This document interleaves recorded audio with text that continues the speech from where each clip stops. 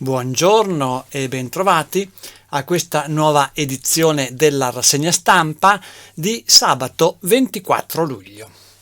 Iniziamo quest'oggi dal Corriere delle Alpi, che in prima pagina riporta giusto sotto la testata del giornale una grande foto che viene da Tokyo con la sfilata degli atleti italiani che partecipano alle Olimpiadi e all'interno della foto un titolo: Tokyo 2020, accesa la fiamma, 40 i veneti in lizza, emozione e Gonu, la pallavolista che gioca a Conegliano, che è stata scelta per portare la bandiera olimpica durante la cerimonia di inaugurazione svoltasi ieri. Ed è questa foto olimpica che dà la notizia dell'avvio delle Olimpiadi giapponesi. Passiamo ai titoli che riguardano la vita italiana e bellunese. Zaia retromarcia sui medici Novax, stop sospensioni, manca personale. Crescono i contagi, l'ULSS 1 Dolomiti trasforma il reparto di malattie infettive dell'ospedale di Belluno in reparto Covid. Sempre all'ospedale di Belluno, altre 2 ricoveri, 2 giovani che non erano vaccinate. Ma andiamo all'interno del giornale. Medici e sanitari Novax in Veneto. Zaia congela 20.000 sospensioni. È un approfondimento di quanto anticipato in prima pagina. Sospendere gli 800 medici e i 20.000 sanitari che rifiutano il vaccino? A parole sono tutti d'accordo, ma quando si tratta di firmare i provvedimenti scatta il semaforo rosso perché c'è il rischio di paralizzare gli ospedali a corto di organico. Luca Zaia tira il freno e ammette che dopo il giro di vite a Vicenza contro 38 tra infermieri e operatori sociosanitari intende mettere nel cassetto le 186 lettere già firmate in attesa di un chiarimento con il ministro Speranza. Si tratta evidentemente di conciliare la necessità di far fare il vaccino anche poi con la operatività delle strutture ospedaliere. Corsa a prenotare i vaccini per ottenere il Green Pass. Boom di contatti per le ULSS venete. Su 160 ricoveri dell'ultima settimana, 144 riguardano persone non immunizzate. Ad Auronzo oggi la Lazio di Lotito farà la profilassi con la ULSS 1 Dolomiti. E poi, per quanto riguarda la situazione bellunese, 2 giovani ricoverate per Covid, hanno 27 e 28 anni e non sono vaccinate. E poi appunto la notizia della riorganizzazione interna dell'ospedale di Belluno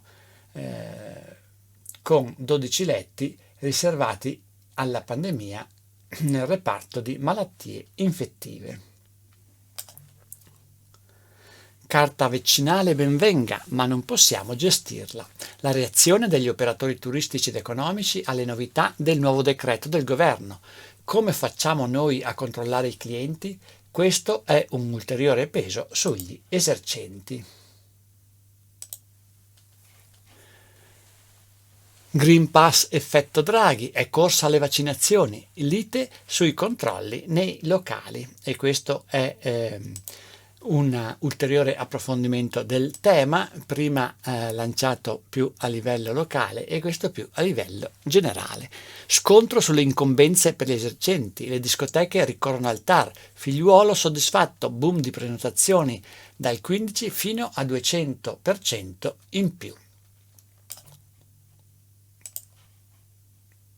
Andiamo ancora avanti, sempre con temi riguardanti la pandemia, l'emergenza sanitaria. La protesta ora dilaga in tutta Italia, anche la Lega scenderà in piazza. Oggi i cortei nelle città, mercoledì i falchi del Carroccio manifesteranno a Roma. Chat Novax dei vigili romani, polemiche. Si tratta delle proteste di chi non è d'accordo sulle misure adottate dal governo. Matteo Salvini si è vaccinato, ma Draghi non c'entra. questo un altro titolo della pagina, di questa pagina del Corriere delle Alpi. Evidentemente si tratta di una dichiarazione di Matteo Salvini. Così spiega il giornale: stamani mi sono vaccinato, ma non è una risposta all'appello di Draghi. In questo modo il segretario della Lega Matteo Salvini si è espresso: la mia è stata una libera scelta, ma non ho alcun diritto di imporre niente a nessuno, soprattutto quando si parla di bimbi e ragazzi. Questo è un estratto delle dichiarazioni raccolte dal giornale relativamente alla vaccinazione di Matteo Salvini. Ma andiamo avanti sulle pagine del Corriere delle Alpi per raggiungere quelle che sono dedicate alla provincia di Belluno e che si aprono con una notizia dalla città capoluogo. Mostra di Tiziano: la maggioranza in comune di Belluno fa quadrato ma è allo stremo. I capigruppo: scelta condivisa e di responsabilità. Sullo sfondo la richiesta al sindaco di essere più presente. Elezioni 2022. Fratelli d'Italia pronti a correre da soli. De Carlo frena la Lega. Non è qui che si decide.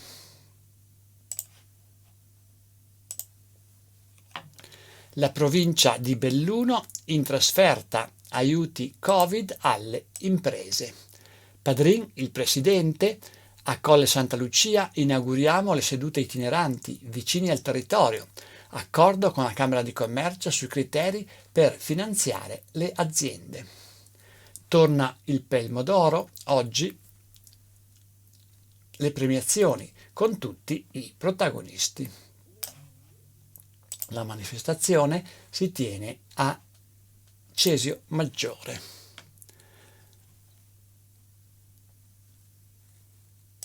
In 6 mesi 92 imprese in più. Pozza, il presidente della Camera di Commercio: quando si fa squadra si portano a casa risultati. Le unità locali dipendenti in provincia di Belluno sono 4.388 più 25 rispetto a dicembre 2020. Le attività artigiane 4.704 stazionarie sullo stock di fine anno, più 2 unità.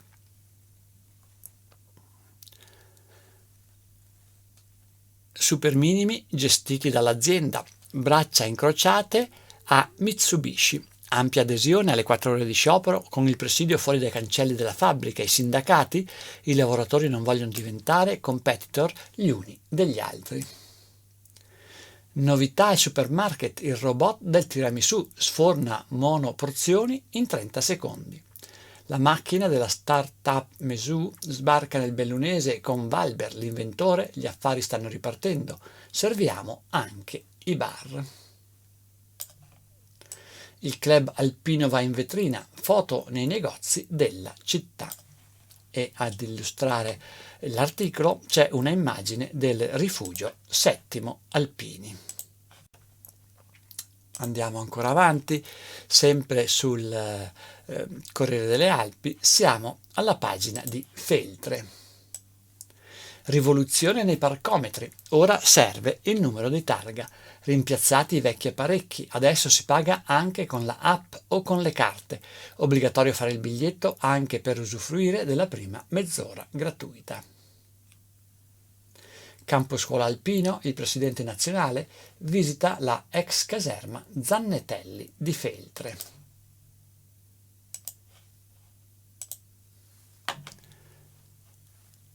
Chiesto il ritorno della lapide del pretoriano feltrino Lucio.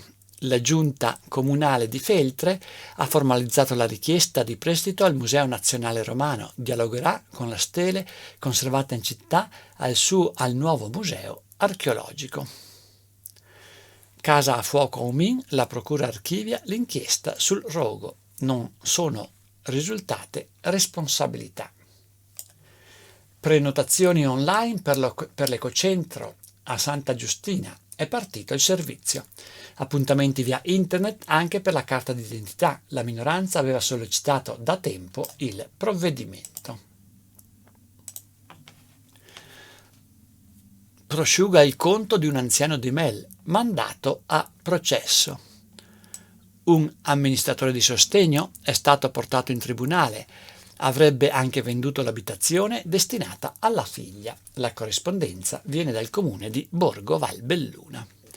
E sempre dallo stesso comune riparte oggi il festival dedicato a illustrazione e cinema di animazione. A Propavei di Sedico nasce la biblioteca all'aperto. L'iniziativa è partita da Francesca Mussoi. I libri saranno a disposizione di tutti nel verde.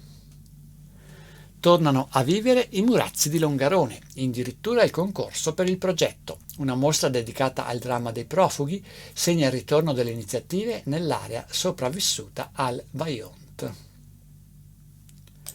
Nel segno dell'ambiente, bandi per sfalci e amianto e mercatino agricolo in comune di Ponte nelle Alpi. Parte la quarta edizione del premio Bepi Zanfron. Il tema quest'anno è l'emigrazione. Valle Imperina. La gestione non fa gola. Nessuna offerta al comune di Rivamonte. Per rivedere aperto il sito sarà necessario aspettare la prossima estate. Il sindaco Deon: a questo punto direi che va meglio così, finiremo dei lavori.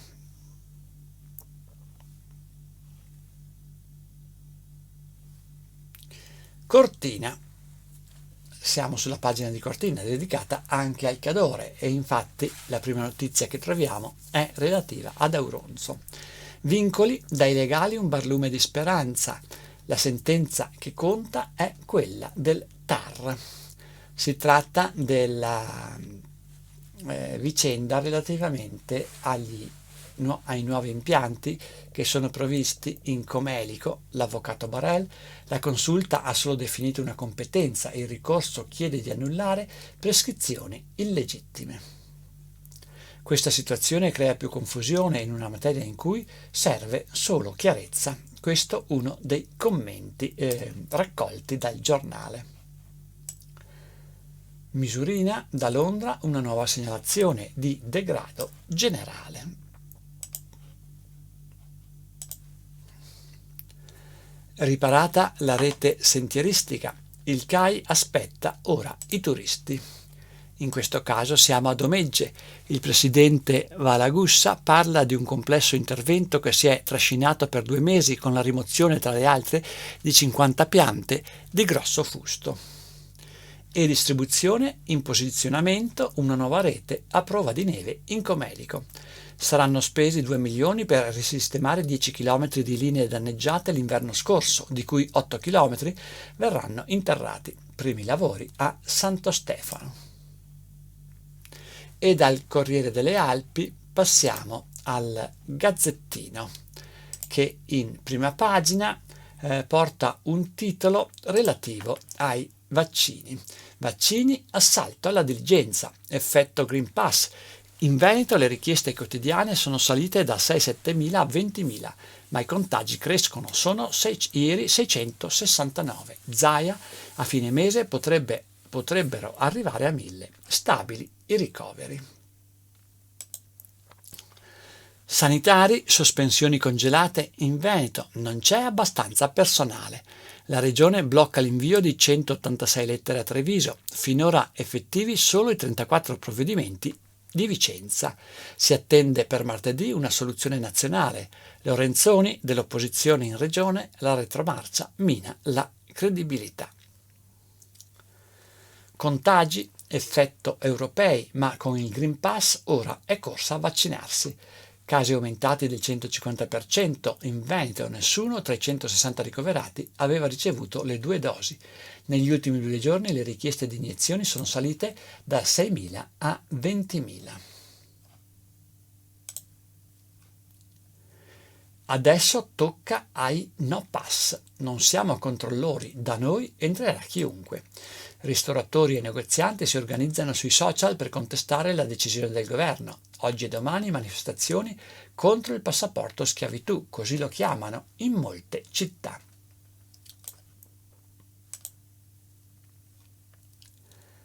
Andiamo ancora avanti sulle pagine del Gazzettino. per arrivare a quelle che vengono dedicate alla provincia di Belluno. Eccoci, l'Ascom respinge il Green Pass. La principale associazione dei commercianti definisce l'iniziativa una aberrazione. Aumentano tempi e costi. Opinioni diverse tra i negozianti. Qualcuno farà passare i non vaccinati. La maggior parte rispetterà le nuove regole. Questa è la sintesi proposta in prima pagina relativamente al tema Green Pass e alla posizione dell'Ascom. Tema che viene approfondito anche nella seconda pagina del giornale. L'appello al governo del presidente dell'Ascom Paolo Doglioni, ma i commercianti sono divisi e c'è qualcuno che dice sì. Imprese, si torna a crescere, quasi 500 nuove aziende. In controtendenza invece i servizi alla persona, persi 9 negozi tra saloni ed estetiste da dicembre 2020. Covid, l'ospedale di Belluno apre le porte a 2 ventenni, hanno 27 e 28 anni e non erano vaccinate, i ricoveri tornano a salire. Sono i giovani i nuovi pazienti nei reparti riaperti dopo settimane. Anche ieri 12 nuovi positivi in provincia, i focolai non si spengono. Il totale di infetti sfiora quota 150. L'ULSS Dolomiti accelera la campagna vaccinale. Giovedì sessione straordinaria a Cortina d'Ampezzo. Cittadella della sicurezza a Belluno. Ecco come sarà. Il comune ha varato l'accordo da sottoscrivere con prefettura e agenzia del demanio. Il progetto della ex caserma Fantuzzi decolla. Nelle ex scuderie della caserma troveranno posto gli uffici aperti al pubblico della questura, con risparmio sull'affitto. Nel complesso, in futuro, potrebbero trovare sede anche alcune scuole, come richiesto dalla provincia. E poi c'è un articolo che ricorda la storia della caserma Fantuzzi, storia costruita in 130 anni e la chiusura 24 anni fa. Premio traduzione, Andrea, alunno del liceo Galilei Tiziano, è il più bravo. Ecco sportello blindato, il caso finisce in consiglio comunale a Belluno. CAI, le vetrine raccontano 130 anni di storia. Il presidente Paolo Barb del CAI di Belluno, importante traguardo, va celebrato e spiega l'iniziativa con 14 pannelli apparsi nei negozi in centro città. La sezione venne fondata a Belluno nel 1891 da Feliciano Vinanti e a lui è dedicata una delle installazioni apparse in questi giorni.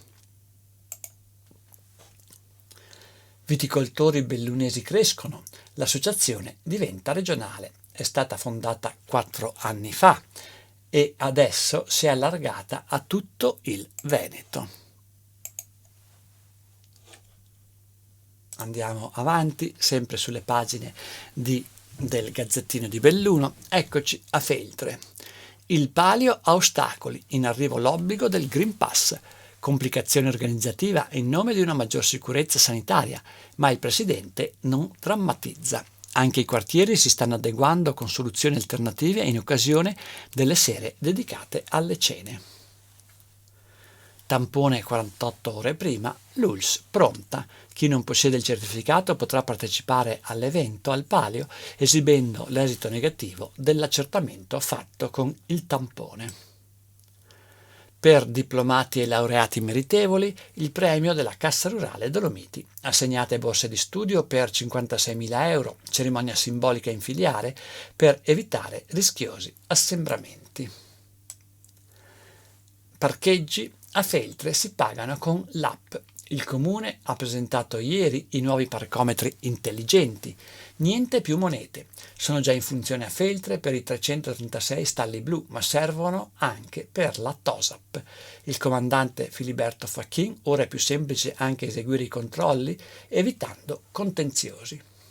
Torrente Sonna più sicuro, nuova scogliera e opere di difesa. Al via nuovi lavori per mitigare il rischio sul fiume. L'assessore Bottacin in sopralluogo, in programma anche manutenzione straordinaria per 800.000 euro. Arsier, lavori e frane, divieti sul lungolago. Oggi la sfida per la conquista del castello a Feltre, ricavato per un progetto educativo in Africa.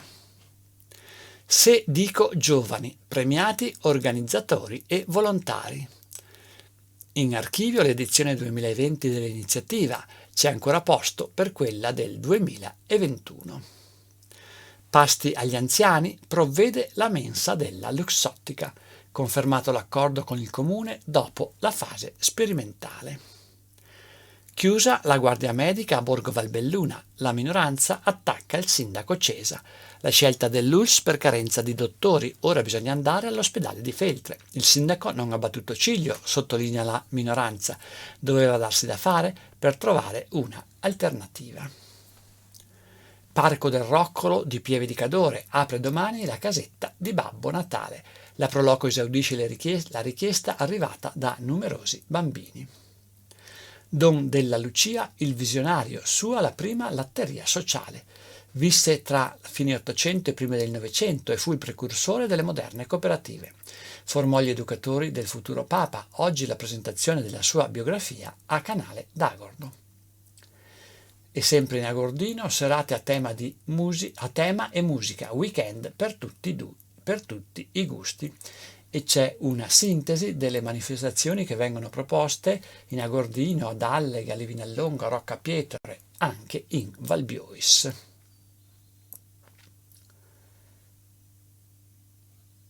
La chiesa in bilico vista con gli scatti dei fotografi.